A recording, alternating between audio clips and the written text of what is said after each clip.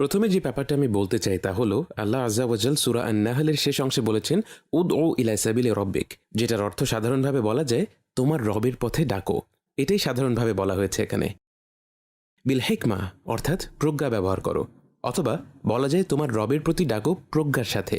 এই বিষয়টাই এখন একটু গভীরভাবে ভাবা যাক। যখন আপনি কাউকে দাওয়াত দেন, দাওয়াত দেবার অর্থ হলো এটা একই সাথে হবে বন্ধুত্বপূর্ণ, দয়ার্থ ও ভালোবাসাময় একটা ব্যাপার। আপনি তেমন কাউকে দাওয়াত দিবেন না যাকে আপনি ঘৃণা করেন, এবং এই দাওয়াতের কাজটা তখনও সম্পন্ন হবে না যখন আপনি রাগান্বিত থাকবেন। অন্যভাবে বলা যায় ব্যাপারটি এমনও না যে আপনি কাউকে ডিনারের দাওয়াত দিতে গিয়ে রাগত স্বরে বলেন যে আমার বাসায় আসো। আপনি সেটা করবেন না, কারণ আপনি নিশ্চিতভাবে জানেন যে আপনার সেই আমন্ত্রণটি প্রত্যাখ্যাত হবে। আমি যা বোঝাতে চাচ্ছি তা হলো দাওয়াত দেবার পন্থাটা কেমন হবে। দাওয়াতের সেই পন্থা যেটা ইসলামকে মানুষের কাছে ছড়িয়ে দেয়, মানুষকে ইসলামের পথে আনে। আপনি যে মানুষটাকে দাওয়াত দিয়ে ইসলামের পথে ডাকেন তার প্রতি ভালোবাসা, সৌজন্যতা, সম্মান থাকতে হবে। এই দাওয়াতে ঘৃণা মেশানো কোনো কথা থাকতে পারে না, বিচার করা বার্তা থাকতে পারে না। এই দাওয়াত নিজেকে জাহির করার জন্যও নয়, যেখানে কোনোভাবে দেখানো হয় যে যাকে দাওয়াত দিচ্ছেন তার চেয়ে আপনি উত্তম। এর কোনোটাই দাওয়াতে থাকতে পারবে না। যদি থাকে তাহলে সেটা কখনোই দাওয়াত হতে পারে না।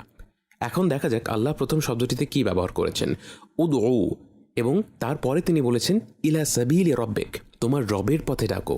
এটা নিয়ে একটু চিন্তা করুন। ক্লাসিক্যাল তাফসিরে এ সম্পর্কে অনেক কিছুই বলা যায়, কিন্তু আজকের দর্শকদের জন্য আমি খুব সহজ করে বলতে চাই, যেটা বোঝা আপনাদের জন্য খুবই সহজ হবে। যখন আমি কাউকে দাওয়াত দিই তখন আমি তাদের আমার বাসায় দাওয়াত দিই, তাই না?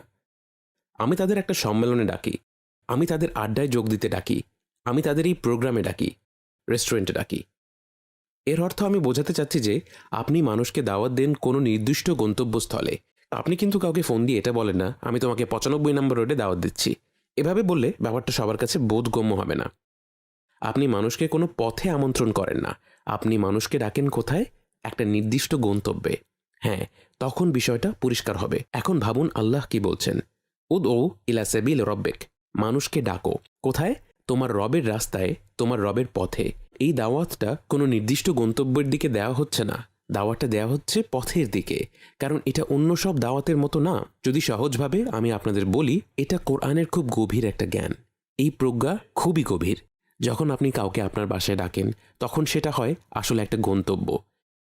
সেক্ষেত্রে হতে পারে তাদের দেখা মেলে না ঘন্টার পর ঘন্টা, তারা আসতে অনেক দেরি করে ফেলে। যেমন আমার ব্যাপারটাই ধরুন, আজকে জুমা আর আমি আজকে দেরি করে ফেলেছি। তেমনি আপনি আসতে যদি দেরি করে ফেলেন তাহলে মানুষ আপনার উপর হতাশ হয়ে যায়। কেন? কারণ আপনি গন্তব্যে পৌঁছতে পারেননি। কিন্তু আপনাকে যদি পথের কথা বলা হয় তাহলে আপনি 1000 মাইল পথ অতিক্রম করেছেন নাকি 10 ফিট পথ অতিক্রম করেছেন সেটা কোনো মুখ্য বিষয় হতো না, কারণ ইতিমধ্যে আপনি আপনার গন্তব্যে পৌঁছে গেছেন। আর আপনি কোথায় আছেন? আপনি গন্তব্যের পথে আছেন। অন্যভাবে বলা যায় আল্লাহ আজ্জা ওয়াজাল কোরআনে আমাদের এক গভীর নিয়ামত দান করেছেন, যা আমাদের বুঝতে সাহায্য করে যে দাওয়াতের আসল অর্থ কি। আপনি মানুষকে পরিপূর্ণতার গন্তব্যের দিকে ডাকেন না। আপনি ডাকেন না, আমরা কারো কাছেই তা আশা করি না, আমার কাছেও না, আপনার কাছেও না। আমরা কোনো ভুল ব্যতি রেখে পূর্ণ শুদ্ধ হয়ে আল্লাহর কাছে সমর্পণ আশা করতে পারবো না, একদমই না। এবং সবার মান একই রকম হবে সেটাও আশা করা যায় না, না, কারণ এটা একটা পথ। এখানে কিছু মানুষ অন্যের চেয়ে দ্রুত উন্নতি করে, কিছু মানুষ তার চেয়েও বেশি এগিয়ে যায়, কিছু মানুষ পেছনে পড়ে থাকে, আবার কিছু মানুষ খুবই মন্থর এগিয়ে চলে। কেউ কেউ অতি দ্রুত এই পথ পাড়ি দেয়, আবার অনেকে 1 ইঞ্চি পরিমাণ অগ্রসর হয়, যেটা দেখে মনে হয় তারা আসলে উন্নতির কিছুই করছে না। কিন্তু আপনারা জানেন আসল কথা হলো তারা সবাই সফল, সবাই, প্রত্যেকে।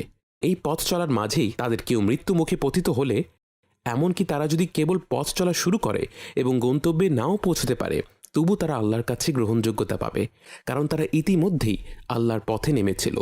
পুরো ইসলাম ধর্মটাকেই তুলনা করা হয়েছে একটা পথ রূপে, ইহদিনাস সিরাতাল মুস্তাকিম। এটা নিয়ে ভাবুন, আপনার পুরো জীবনটাই একটা পথের মতো যেখানে আপনি যাত্রা করছেন, এবং এই যাত্রার প্রধান উদ্দেশ্য হচ্ছে অগ্রসর হওয়া। কিন্তু আল্লাহ আমাদের বলেননি সেই অগ্রসরতা কত তাড়াতাড়ি হবে বা কত দ্রুত, এবং পরিমাণের দিক থেকে আপনাকে কতটুকু অগ্রসর হতে হবে, কারণ প্রতিটি মানুষ আলাদা।